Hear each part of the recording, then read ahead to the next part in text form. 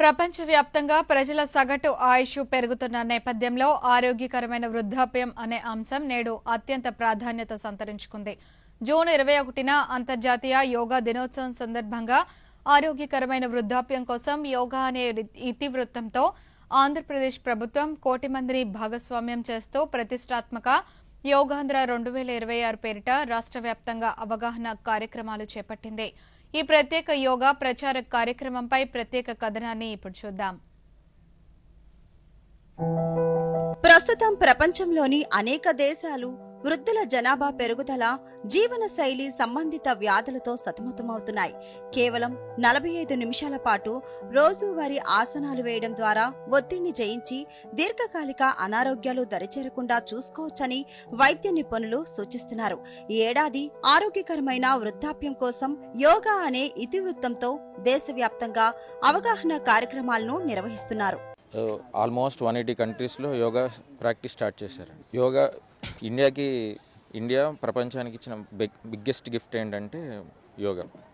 So ఈ యోగాని ఈ మంత్లో వరల్డ్ వైడ్గా వరల్డ్ ఛాంపియన్షిప్ అని చెప్పి ఇలా ఈవెంట్స్ కండక్ట్ చేయడం, యోగాని ఒక స్పోర్ట్స్లా కింద కన్సిడర్ చేయడానికి మన మోడీ గారు చాలా ప్రయత్నిస్తున్నారు.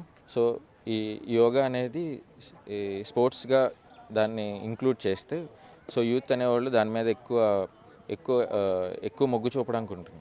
కేవలం జూన్ 21ని మాత్రమే కాకుండా ఏడాది పొడవునా యోగాను ప్రజల జీవితాల్లో భాగం చేయడమే లక్ష్యంగా సరికొత్త డిజిటల్ సాంకేతిక వేదికలను అందుబాటులోకి తెచ్చారు.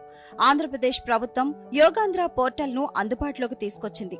ఈ పోర్టల్ ప్రారంభించిన తొలి రోజే ఏకంగా 25,000 మంది తమ పేర్లను నమోదు చేసుకోవడం విశేషం. ఈ కార్యక్రమాల ద్వారా రాష్ట్ర వ్యాప్తంగా 1 కోటి మందిని యోగాసనాల్లో భాగస్వామ్యం చేయాలని బృహత్తర లక్ష్యంగా రాష్ట్ర ప్రభుత్వం కార్యక్రమాలను నిర్వహిస్తుంది.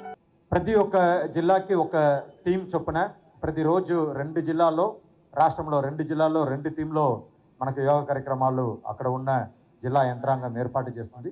ప్రతిరోజు 4 పర్యాటక ప్రాంతంలో ఈ యోగా కార్యక్రమం చేయాలని చెప్పేసి ఈ రకంగా ప్రతిరోజు 4 పర్యాటక కేంద్రంలో ఈ యోగా కార్యక్రమం జరుగుతుంది. విజయవాడకు చెందిన ప్రముఖ యోగా సాధకులు తమ అనుభవాలను పంచుకుంటూ ప్రారంభంలో యోగా చేయడం కొంచెం కష్టంగా అనిపించినప్పటికీ నిరంతర సాధన ద్వారా శరీరం, మనస్సుపై సంపూర్ణ నియంత్రణ సాధించవచ్చని, ఇది జీవితంలో ఆత్మవిశ్వాసాన్ని, సమతుల్యతను పెంచుతుందని స్పష్టం చేస్తున్నారు. యోగా చేయడం వల్ల చాలా బెనిఫిట్స్ ఉన్నాయి. లైక్ అందరు చెప్పినట్టు ఫిజికల్ అండ్ మెంటల్ హెల్త్ అనేది ఉంటుంది. బట్ మార్నింగ్ ఇక్కడ లైక్ మంచి సన్ రైజ్ తో పాటు మేము చేస్తాము. చాలా హ్యాపీగా అనిపిస్తుంది. అండ్ యోగా చేసిన తర్వాత మేము చాలా యాక్టివ్గా ఉంటాం. ఇక్కడ లైక్ స్మాల్ ఏజ్ నుంచి ఓల్డర్ ఏజెస్ వరకు లైక్ 60 years వరకు వస్తూ ఉంటారు. భవిష్యత్తు ఆరోగ్య సంరక్షణలో యోగా వంటి సులభమైన సమగ్ర పద్ధతులే కీలక పాత్ర పోషిస్తాయని స్పష్టమవుతుంది. 1 కోటి మంది భాగస్వామ్యంతో సాగుతున్న ఏపీ ప్రభుత్వ యోగాంధ్ర సంకల్పం విజయవంతం కావాలని ఆశిద్దాం.